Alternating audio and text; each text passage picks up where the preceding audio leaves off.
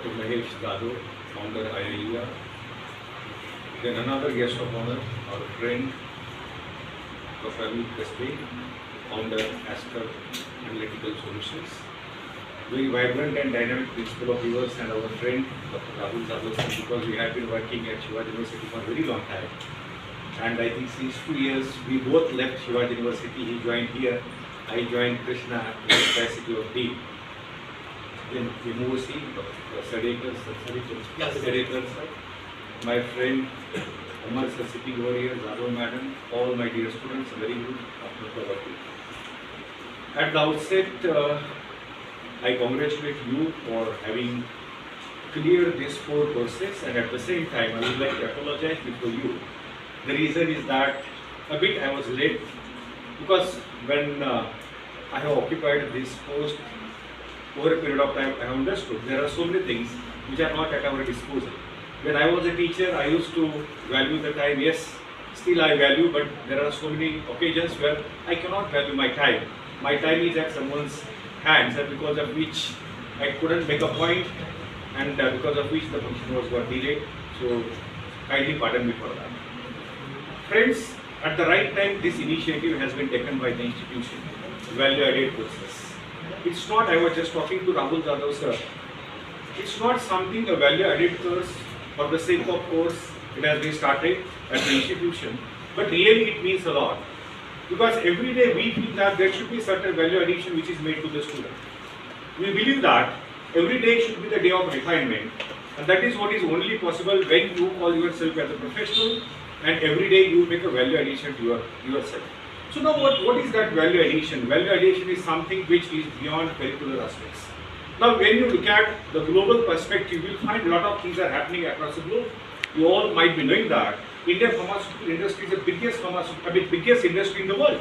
And if you talk about the overall potential of this industry, you will be surprised to know, or you might be knowing that. So we are, a major contributor for the world economy to be driven. And especially if you talk about pharmaceutical industry in India, so we are ranking at 13. You can just imagine across the globe, we have got 200 plus nations. And we are 13th largest economy in the world as far as value has been concerned, and as far as pharma business has been concerned, we are ranking at 3rd or 4th position. It means that there is there are a lot of things which are there in the pharmaceutical industry, and considering that, so obviously I am very I'm very optimistic, and even I would like to congratulate you for being a part of this pharmaceutical industry, or being a part of educational institute which is catering to the needs of pharmaceutical industry. Friends, this last decade, or even last 2 decades, you might have witnessed there were a lot of transitions which have happened in the pharmaceutical industry as well as pharma academia. You might be knowing that. So there was one regulation which came into the 2015, that was pharmacy practice regulation. How many of you have seen that pharmacy practice regulation? Anybody has seen that?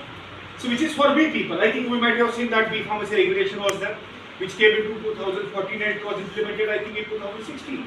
Then there was pharmacy regulation which was implemented in 2016. Pharm D regulation was there, which was implemented in 2008. That is related to the Pharm D course.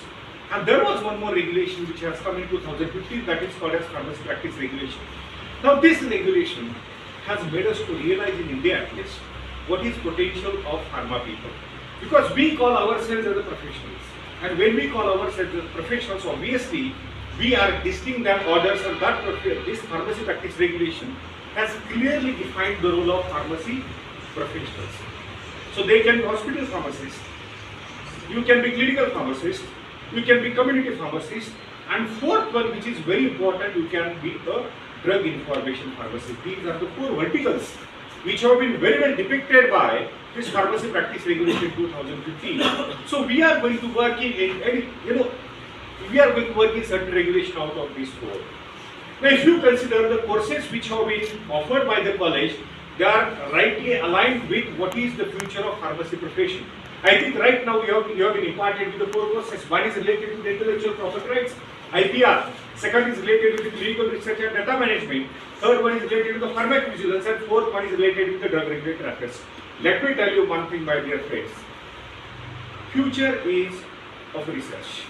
let it be any field, let it be any domain. And especially whenever we talk about pharma profession, so future is research, because NEP also, sir, I think you know it very well. NEP speaks about research, NEP speaks about innovation, NEP speaks about entrepreneurship, NEP speaks about flexibility to the students.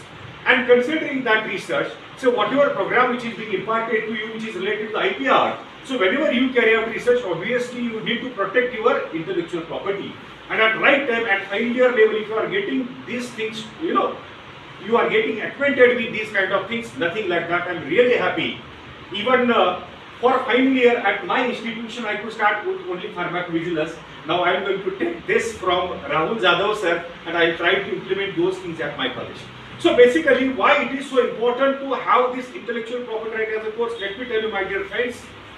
At one point of time, Bill Gates had said, so intellectual property is like a banana plant.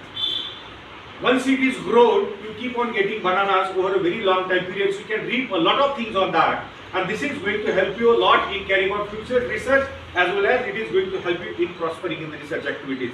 There was because I remember when I pursued my PG studies in late 90s, at that time we never used to think of intellectual property, we never used to think of patents and all. But nowadays what has happened, because of awareness and because of this intellectual property, these kind of courses are being imparted and they are very much needed. The reason is that no idea is big or small. If someone comes up with the idea, this is one more requirement of NEP. NEP asks for idea generation. NEP looks at a college as an idea generation factory, because here